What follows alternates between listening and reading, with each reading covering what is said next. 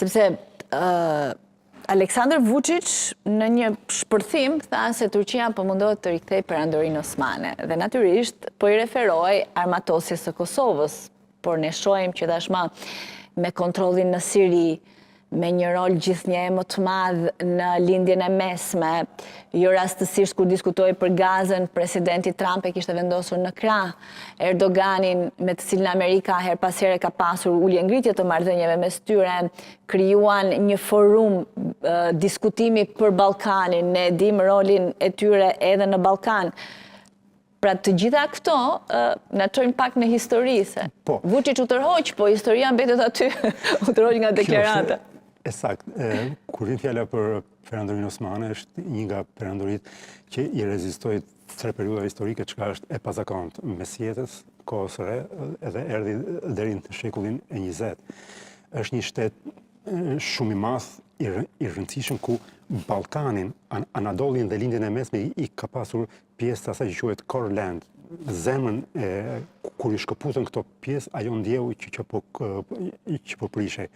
Kështu që Turqia po ta shohësh në politikën e saj të jashtme po luan shumë zgjuar për të qenë prezente në të gjitha këto rajone që ajo I ka kontrolluar, duke shfrytzuar trashëgiminë e saj historike, por dhe lidhjet kulturore me popujt, me grupe sociale që kanë mbetur sepse nuk ka më shumë se 100 vjet që është shkëputur pjesa më e fundit që ka qenë shteti shqiptar I asaj kohe.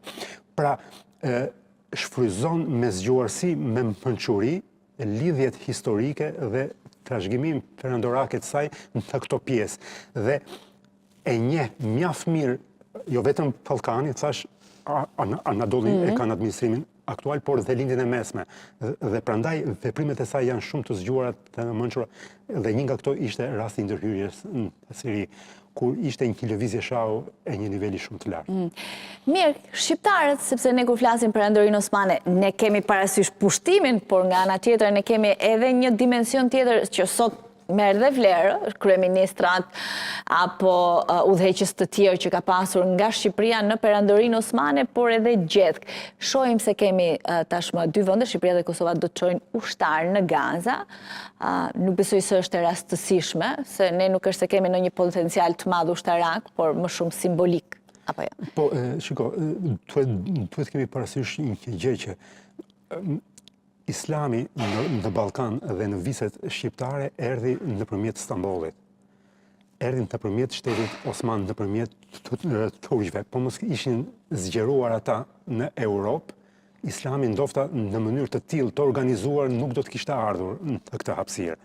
Dhe ne si thuash, u bën pjesë e perandorisë osmane dhe këtu ndodhen ato ndryshime me konvertimin masiv të shqiptarëve. Dhe duke qenë komponent I rëndësishëm etnik në proceset e shtet administrimit dhe thermave ushtarak në perandorinë osmane, nuk kanë qenë pak ata burra shteti shqiptar që janë trajnuar në strukturat e shtetit osman dhe kanë shërbyer në vise nga më të ndryshme të perandorisë osmane, duke filluar nga Hungaria dhe deri në Yemen.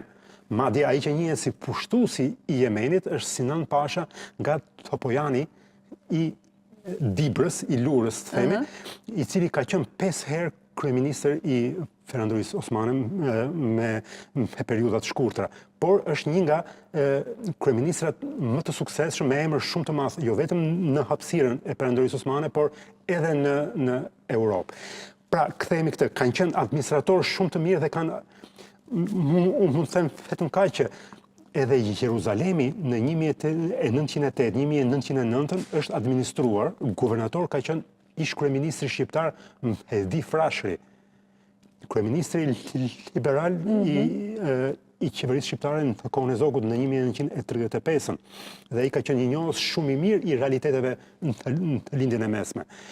Kemi pasur Pashkovasën që sultani e përzgjodhi si element katolik e çoi në zonën e Libanit, ku ka një popullsi të konsiderueshme malësore katolike, sepse atje buronin edhe krizat që kishin pesh në të gjithë atë hapësirë. Pra, rajoni i njeh shqiptarët si administrator dhe si ushtarak të zot.